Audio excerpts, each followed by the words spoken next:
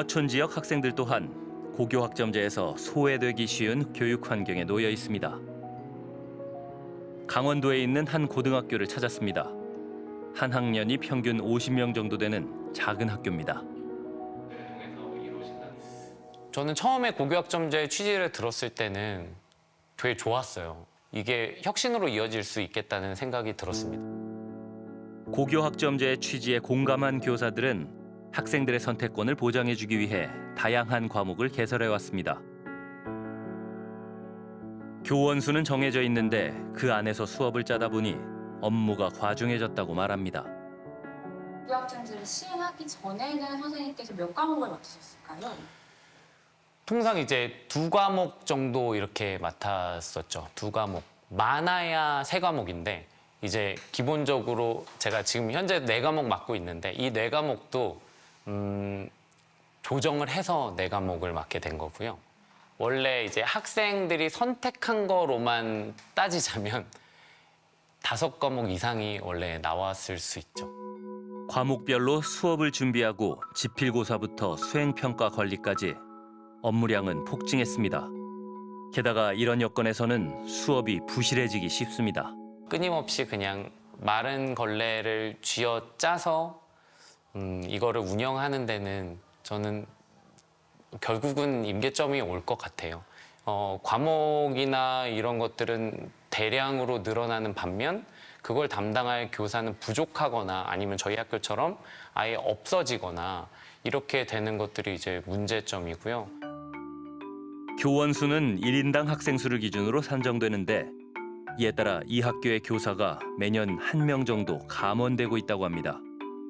최근에는 일본어 교사가 감원됐습니다. 저희 학교 같은 경우에는 일본어나 제2외국어를 배우고 싶어 하나 그거를 가르쳐줄 선생님이 없고 그거를 가르쳐주실 외부 강사님을 모셔와야 하지만 저희가 지리적인 여건상 그런 선생님들을 구하기가 또 힘들다는 맹점이 있습니다. 현재 일본어 수업은 관할교육청이 운영하는 실시간 온라인 수업으로 대체됐습니다. 똑같이 따라하시면 되고요. 온라인 수업 들어본 적이 있어요? 네, 일본어 선생님이 없으셔서 저희가 일본어 수업을 온라인으로 들어요. 혹시 이제 막 학교에서 했던 수업이랑은 차이점이 있다 보면은 좀 어떤 것들이 있을까요? 모든 활동 같은 거를 못하니까 그런 부분에서는 좀 아쉬운 것 같아요. 아무래도 시골이라 개설되는 게 많이 없어서 선택이 좀 많이 적은 것 같아요. 도시보다는. 온라인 수업의 현실적인 한계를 넘어서기는 어렵습니다. 학생이 이제 수업 결손이 생기는 거를 사실은 제지하거나 또는 조력해주기도 어렵고 특히나 평가 같은 거를 할 때도 사실 그 평가를 담당하는 선생님은 그 공간 안에 없는 거잖아요. 그러다 보니까는 또 불필요한 오해나 어려운 점들이 생기기도 하고요. 지리적 여건상 기간제 교사나 외부 강사 초빙도 쉽지 않습니다. 다른 고등학교와 공동 교육 과정을 운영하거나 인근 대학과 연계를 하기도 어렵습니다. 이 농촌에 있는 학교는 대다수 과목을 선택할 수 있는 선택의 폭이 상당히 좁아요. 도시에 있는 학생들하고 농촌에 있는 학생들하고의 그런 교육 격차, 그것 또한 상당히 벌어지고 있는. 서울의 강남의 학생들은 그냥 푹신한 육상 트랙에서 달리고 있는데 평지에서. 근데 지방 학생들은 오르막 언덕길 모래밭을 달리고 있어요. 그런데 몇 가지 공동교육까지 좀 깔아주고 몇 가지 시스템에 의해서 평등한 것처럼 위장이 되고 있는 거죠.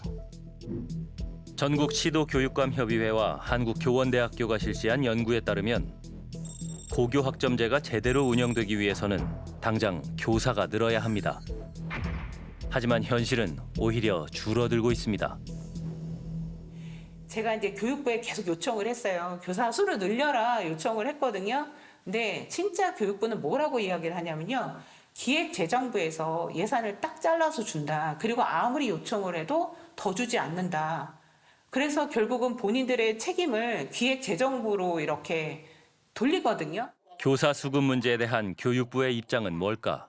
고교 학점제를 위해서는 정원을 확보해야 하겠구나라고 해서 실질적으로 정말 그렇게 확보를 했다는 사례가 있어요. 그래서 그 당시에 영과학교를 위해서 정원으로 별도로 확보를 해가지고 전 가치도별로 배분을 해드렸었고 얼마 전에 또 온라인 학습을 위해서 그렇게 했었어요. 그러니까 아무것도 안 하고 있다라고 하는 말씀은 좀 제가 좀 억울합니다. 네.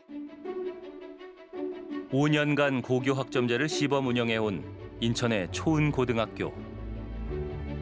세심하게 과목을 개설해 학생들의 만족감이 높다고 합니다. 다른 학교 친구들은 1년 동안 선택 과목 3개에서 4개를 선택해서 배우는데 저희는 한 학기 동안 4개 정도씩 선택을 해서 배우다 보니까 다른 학교 친구들에 비해서 심도 있게 배우고 또 여러 과목을 배울 수가 있거든요. 1년을 다 합치면. 그래서 제가 원하는 과목을 더 다양하게 배울 수 있다는 게 긍정적으로 느껴졌습니다. 이 학교에는 하위권 학생들을 위한 기본 수학도 개설돼 있습니다. 학교 지정 과목은 한 학기에 하나뿐이고 나머지는 학생들이 자유롭게 선택할 수 있습니다. 다른 학교의 경우 지정 과목이 많은 반면 이 학교에선 과목을 고를 수 있는 선택의 폭이 훨씬 넓습니다.